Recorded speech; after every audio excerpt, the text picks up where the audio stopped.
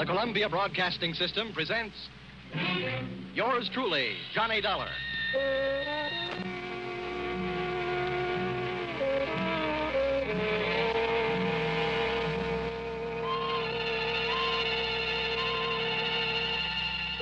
The next half hour has its baggage packed to take a trip with America's fabulous freelance insurance investigator, Johnny Dollar. At insurance investigation, he is just an expert. At making out his expense account, he is an absolute genius.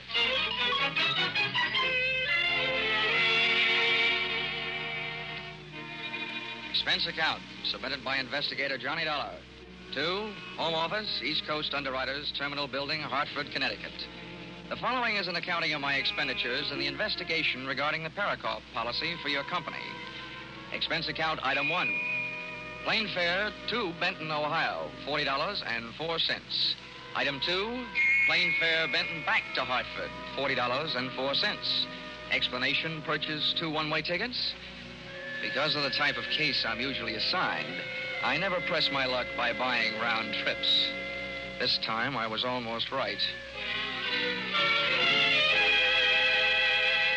Expense account item 3, cab fare airport to Valley Hotel, $2.20.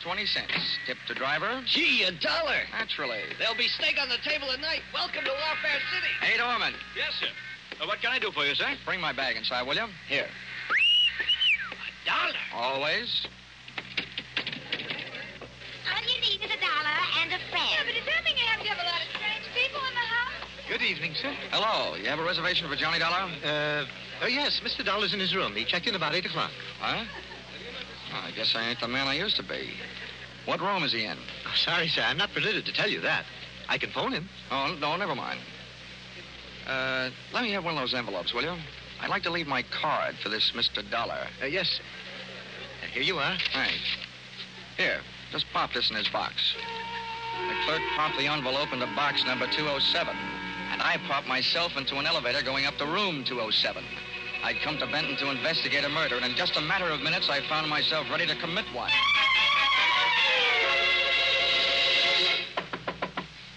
Yes?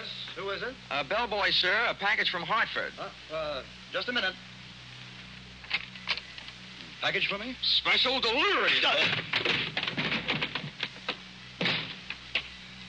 Oh. Come on. Get up on your feet. Wait a minute. Take it easy. You must be Johnny Dollar. Sometimes strangers in a hotel room can be a lot of fun, but not when they're using my name. What's your angle? Listen, Dollar, I can explain everything. It better be good, and it better be fast. I didn't want to be seen waiting for you in the lobby, and it's important that I talk with you before anybody else does. That's why I'm here. I'm Eric Barker. Oh, the defense attorney in this Perikoff thing, huh? Well, I hope you're better at defending your client than you are at defending yourself. Whether my client goes to the chair or not, unfortunately, has nothing to do with my being a good lawyer. That's what I wanted to talk to you about. Well, I suppose this is one time when the attorney won't mind relinquishing the floor. Why don't you get up on your feet? Yeah, thanks. I will. Now, look, I'm no coward, Dollar. But if either one of us is going to get any place on this case, we'll have to work together. Now, I need your help, and I need it badly. I do a single act, sorry. Now, don't be hasty. I can help you, too. Just how much do you know about the Perikoff murder? All I know is it's one of the screwiest cases I've ever run into. All over the country, beneficiaries are knocking off insured people. But not here in Benton. Oh, no, here they tell me the insured man, Harlan Wolf, knocked off his beneficiary and partner, Perikoff.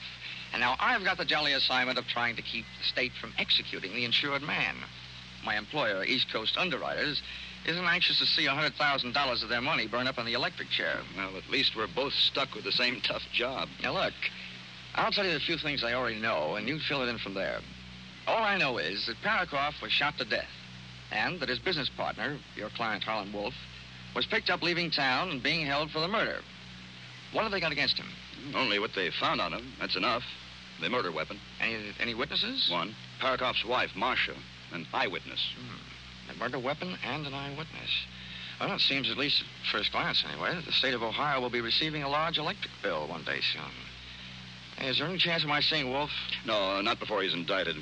Great. Dollar, Harlan Wolf shot Perikoff in self-defense. There was no premeditation. Well, I'm convinced that I could get him off with a second-degree manslaughter verdict if it weren't for the tactics of the prosecution. What's that? Well, they not only have intimidated my character witnesses, they've suborned their own to perjury. That's the sort of thing I'm up against. Well, as the insurance companies keep on saying, never say die. Say, where can I find the widow Perikoff? Well, if they aren't holding her in protective custody so nobody can question her, she may be at home. That's 1375 96th Street. That's a lot of figures. By the way, how's hers? Expense account item 4, cab fare to home of murdered man and the girl he left behind him, $2.40. I shivered all the way out to the suburbs, but not from fear or anticipation. A simple case of summer shorts in red flannel weather. The Perikoff place was obviously the product of a good income and a bad architect. It looked like a great big wedding cake, and Mother Nature had mercifully iced the confection. The front walk was white and untrammeled as if driven snow. As a matter of fact, that's what it was. 3 inches of it, which meant that Marcia hadn't had a visitor in the past couple of hours. I was playing detective, and somebody inside was playing the radio. So, I played Peeping Tom, and loved every second of it. I couldn't see her face, but she had a lovely profile. I hastened to the door.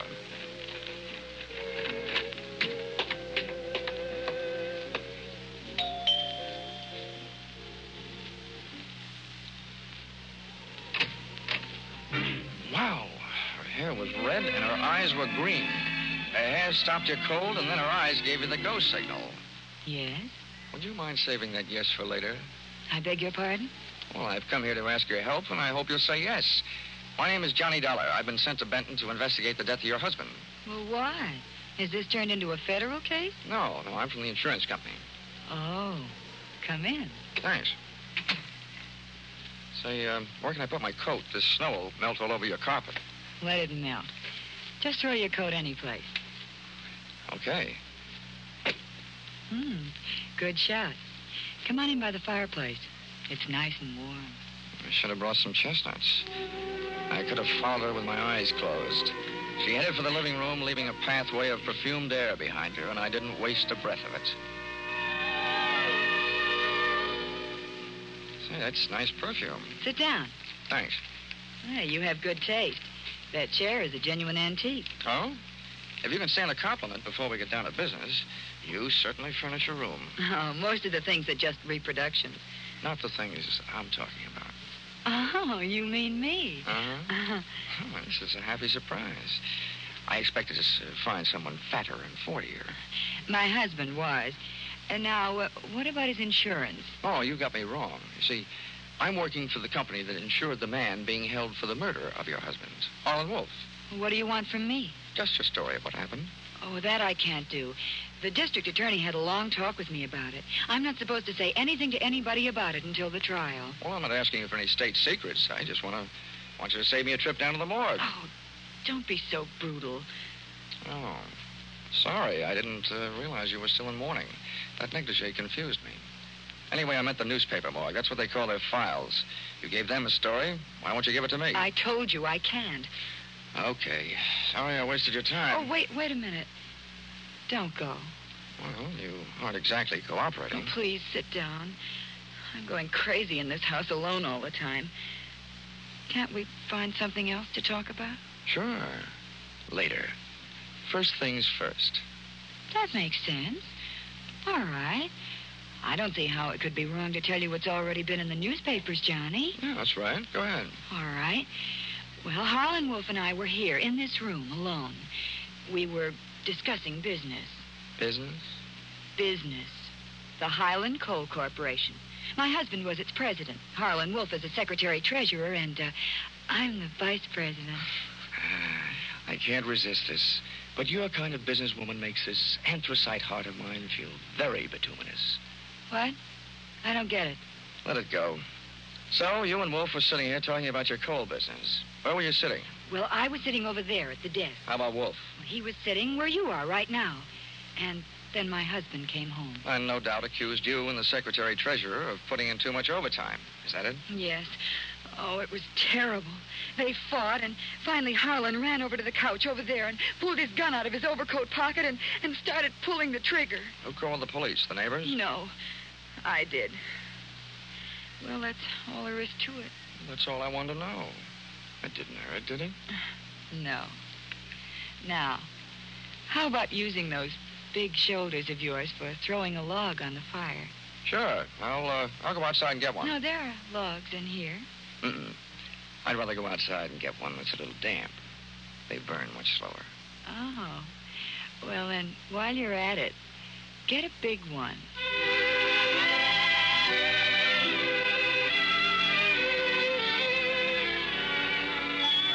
I left Marcia gazing into the fire, called a cab, and stepped out into the cold night air to wait for it.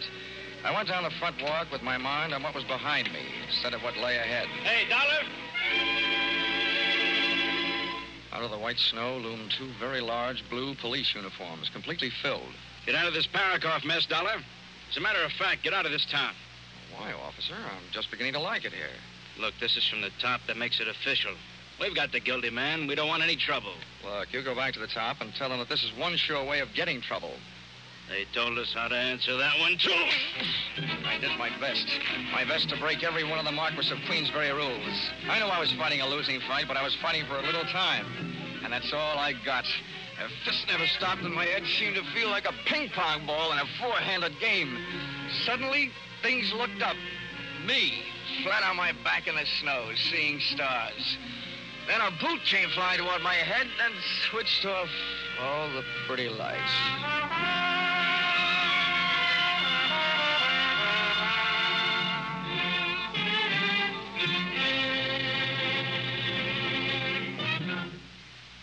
In just a minute, we'll bring you the second act of yours truly, Johnny Dollar. But first, we want to remind you that next Sunday night, CBS once more will bring you 10 great shows, filled with great stars and complete with comedy, drama, and mystery. Betty Davis will make her first appearance on The Prudential Hour, co-starring with Ray Milland in a gripping story of a woman who has to bridge a lifetime in 3 short hours. Once more, you'll hear those 90 non-stop minutes of mirth with Spike Jones, Jack Benny, and Amos and Andy in succession. There'll be more comedy, more drama following rapidly. The Adventures of Sam Spade, Lum and Abner, Helen Hayes, Eve Arden, Life with Luigi, It Pays to Be Ignorant. Staying tuned to CBS on Sunday nights guarantees you the greatest entertainment on the greatest listening night of all. These programs are regular Sunday night features on most of these same CBS stations. And, of course, Jack Benny comes to you over them all. And now, back to yours truly, Johnny Dollar.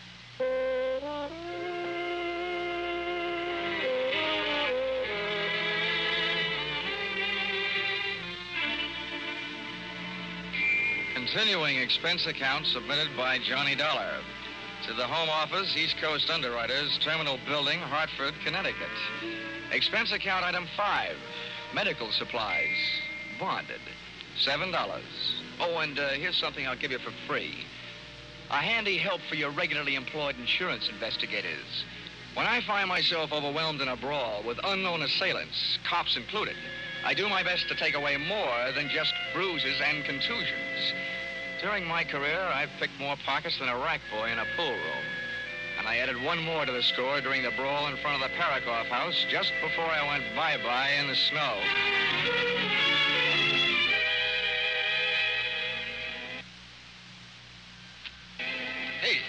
Hey, mister, wake up. Come on, wake up. You'll catch your death of cold. Did you call a cab? Yeah, I think so. Holy smokes, your face. Was you robbed? What's the matter? Isn't it there? Huh? Here, I'll give you a hand. Thanks. Holy smokes, when I first seen you laying there, I thought you was a snowman tipped over. How do you feel, cold? Forevermore, I shall look kindly upon the haddock in the deep freeze. Huh? Hey, what are you looking for? I'm looking for a wallet. Did you lose it? First I found it, then I lost it. Oh, yeah, here it is. Come on, let's get out of here. Where to, mister? Police headquarters? Police headquarters? Over my dead body.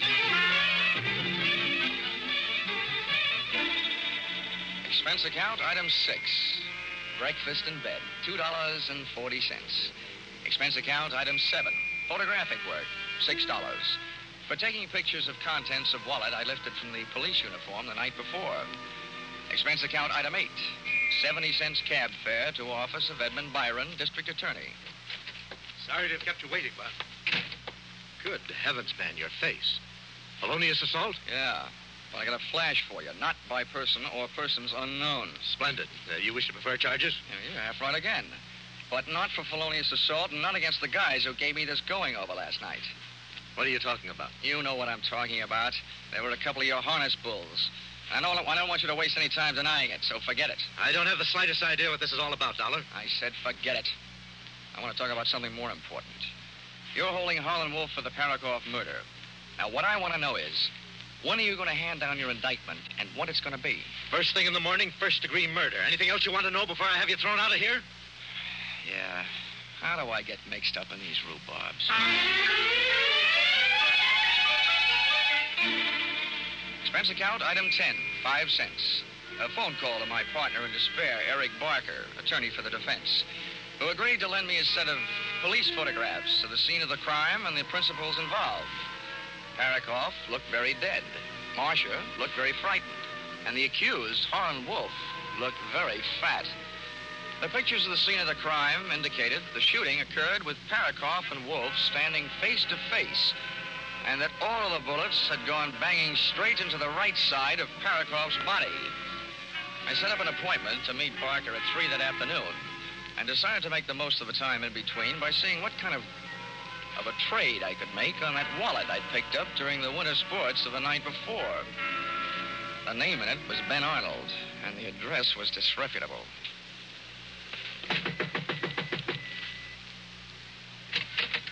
I don't want any brushes. What a coincidence. I'm not selling any. What do you want? I'm looking for Ben Arnold. Who isn't? He promised me he'd be home by now.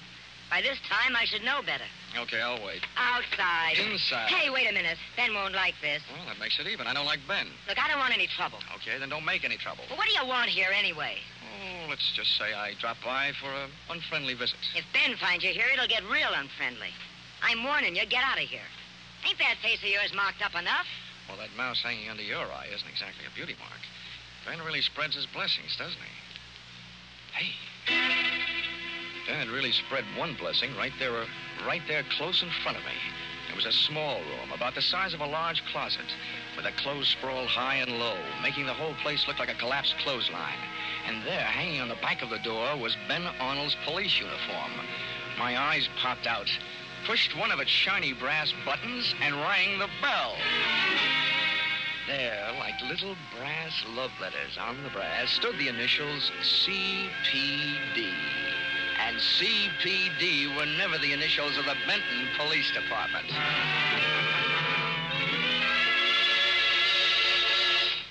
Thanks for seeing me so quickly, Barker. Dollar, you are... Good Lord, what happened to your face? A couple of police uniforms with overstuffed shoulders did this to me last night. Oh, there you are. I warned you. We're up against a ruthless bunch. Something should be done about it. Using the police force to beat up anybody who stands in their way. No, Barker. They were wearing uniforms, but they weren't police. What? Well, I'm afraid I don't follow you. Barker, can you give me one good reason for a Benton cop to be wearing an out-of-town uniform? And don't tell me they got mixed up at the cleaners. Out-of-town uniform? Yeah, and here's another one. If the law enforcement setup here is so rotten, why would they go to all the trouble of dressing up an outsider to do their muscle work?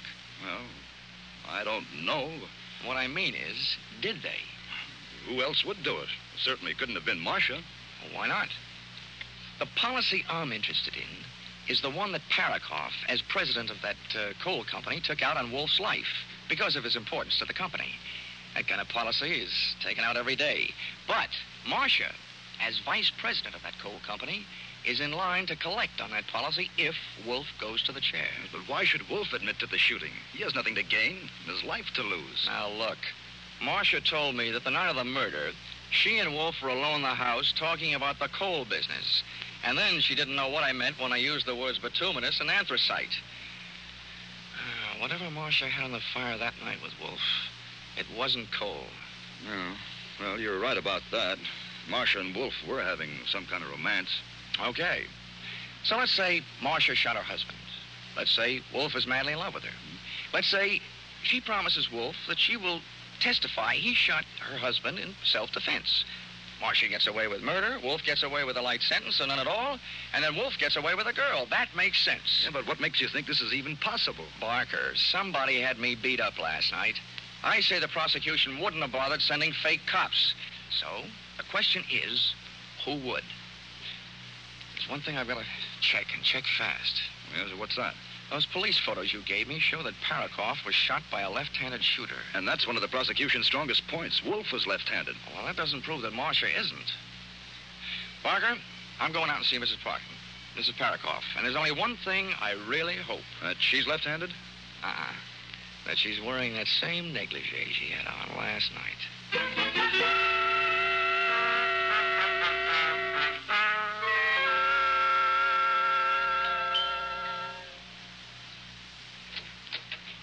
Hello, Marcia. Can I come in? Why, Johnny, what happened to your face? Oh, I didn't get down to the beauty parlor today. You look like you've been fighting. Not too well, but wisely. Well, come on in the other room. And how about throwing another log on the fire? Say, you're a real little firebug, aren't you? You should have lived back in old Nero's time. Whose time? Never mind. I'll tell you what, I'll build the fire if you light it. Well, I'd love to. Oh, you're getting a dry one from inside. Last night you went all the way outside to get one that would burn for a long time. Oh, that was last night. You got some paper? Here's some. There we are. Okay, hot point. Here's my lighter. Touch it off. Okay. There, that'll do it. Come on. Sit down over here. No, over here will do. This chair is a perfect fit for me. Which makes me think maybe the state of Ohio has a chair that's a perfect fit for you. What are you talking about? Well, if you want to play games, I'll read you the rules. You know, there's a big advantage in being on my side of investigation. Fellas in my racket have the benefit of a lot of experience. But murderers, well, almost everyone is inexperienced at that business. One moment they aren't murderers, the next moment they are. Johnny, please. Now, let's have a look at what's on my side. For instance, from the empty shells thrown off by an automatic pistol, the experts can get a better picture of a murder scene than they can from the witnesses. Your husband was killed by a gun that was held approximately 18 inches away and directly in front of him. And the bullets entered the right half of his body. That means he was killed by someone who shoots left-handed. Harlan Wolf is left-handed. You can ask him. He'll tell you. I know that. And so are you. Anybody who lights a cigarette lighter with your left hand is left-handed, which makes you a good candidate. That doesn't prove anything. No? No, I guess it doesn't. But this chair I'm sitting in does. What do you mean? Last night you told me Wolf was sitting in it when your husband came home. And that statement makes you a liar. Look, I'm trained down to the point where my belt is ready to sue my hips for non-support. And I can just get into this thing. And Wolf's picture shows that he's got a beam like the Queen Mary. He wasn't in this chair, which makes me think he wasn't even in this room when your husband was killed. All right. So I'm a liar. That doesn't mean I'm a killer. Marcia, investigators can make a lot of mistakes, but a murderer can only make one. And you've made a big one. I tell you, I'm no murderer. You've got to believe me, Johnny. I'll tell you everything. You're right. Harlan Wolf wasn't here. That's enough, Marcia. Shut up. Eric, what are we going to do? He knows. Keep quiet. Well, Barker, for a defense attorney, you're acting mighty offensive. We'll have to get rid of him, Eric. Just as soon as we get rid of something else. Dollar, you've only got one thing on me. Ben Arnold's wallet. And I want that. Now. You're welcome to it, Barker. But it might interest you to know that I've had its picture taken this morning. Your phony policeman's wallet and everything in it. And copies are in the mail right now. The insurance company won't have any trouble connecting you with the comedy cops who beat me up last night. You're bluffing. Yeah, there's something else I've got on you, Barker. This morning, when I was lying in bed, counting the bumps on my head, it suddenly occurred to me that you were the only one who knew where I was going last night. So you must have been the one who had me roughed up. It also does my heart good to see you standing there with that gun in your left hand, which makes you a candidate, too. Shoot him. Shoot him, Eric. You're a lawyer, Barker. What's your legal opinion? Are you just an accessory after the fact or before the fact? Or are you the murderer? What are you waiting for? Shoot him. Kill him, I tell you. Shut up, Marcia. Dollar, stand still. If you won't, I will. Give me that gun. Marcia, look out. When Marcia made a rush to grab the gun from Barker, she got between me and the gun, and I dove in behind her, arms straight out, picked her up, and heaved. Marcia went smashing into Barker, and I went in a frantic treasure hunt through that flailing mass of snorting, angry bodies to find the head that held the gun. Believe me, it was no place for a lady, but Marcia was no lady. I grabbed deep in between them and pushed Barker's gun hand up under the go-round, and just to make sure the rest was strictly a fist fight, jammed my trigger finger in over his and pumped till all the shots went into the ceiling. The way the plaster was falling, it was like another fight in the snow. But this time, Johnny Dollar came up heads instead of tails. Eric! Come on, Barker. Up you come. And down you go.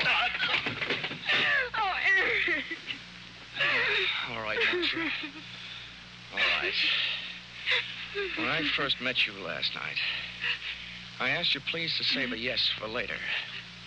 I'm going to ask you a few little questions. If I'm right, let's hear it. 1, did you kill your husband? Okay, 2, did Eric Barker shoot your husband? Did you kill Harlan Wolf, tell him you did it, and talk him into taking this rap for you? It was all Eric's idea. He said we'd get rid of my husband and Wolf And collect their insurance. Well, Marcia, there's just one more question. Are you or aren't you going to call the district attorney and invite him over here? Yes.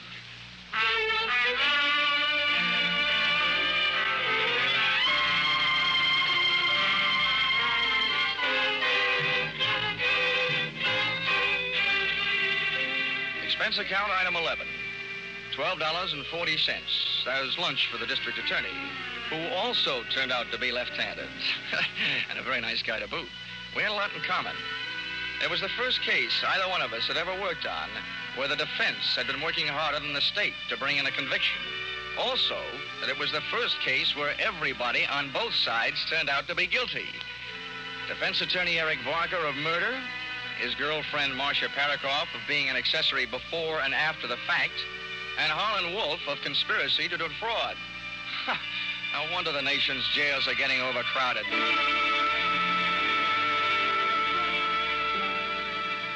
Expense account item 12, $700. Side trip to Miami, Florida. Purpose, Purpose, to recover from catching 40 winks and a miserable cold in Benton, Ohio snowbank. Hey, Johnny, come on in. The water's fine. Expense account total, $1,230.20. Signed, yours truly, Johnny Dollar.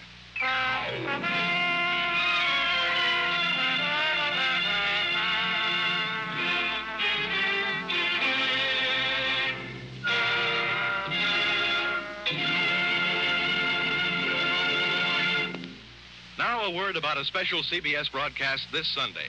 You'll find it a story that grips you for a full 60 minutes on the air. A startling drama of a young reporter who finds that his assignment comes too close to home. A revelation of disturbing facts about our mental hospitals based on actual documented reports and 6 months of intensive study and preparation. With Eddie Albert starring as the young reporter, this tale of a mind in the shadow comes to you by popular demand in a repeat performance next Sunday over most of these same CBS stations. Be sure to hear Mind in the Shadow next Sunday at 12:30 Eastern Standard Time.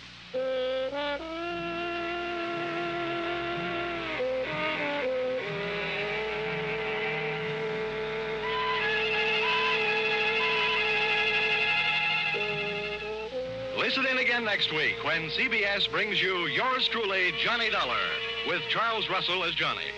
Yours Truly, Johnny Dollar is written by Paul Dudley and Gil Dowd, with music by Mark Warno, and is produced and directed by Richard Sandville for CBS, the Columbia Broadcasting System.